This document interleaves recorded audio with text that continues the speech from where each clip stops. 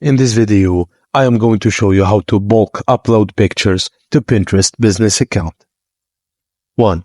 Open your preferred web browser and navigate to Pinterest. Log in to your Pinterest business account. 2. Click on your profile picture located at the upper right corner of the screen to access your business account's home feed.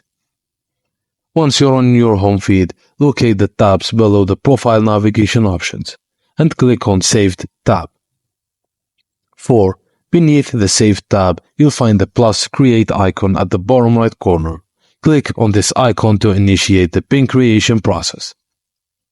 Click on the plus Create icon to reveal options to create a pin, an idea pin, or a board. Select the desired option based on your content. And on the subsequent pin builder page, look for the upwards arrow icon. Click on it to browse and select pictures from your desktop file folders.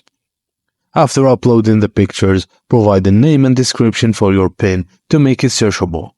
And once publish the pin and you're done. Thank you for watching, and please don't forget to like and subscribe for more.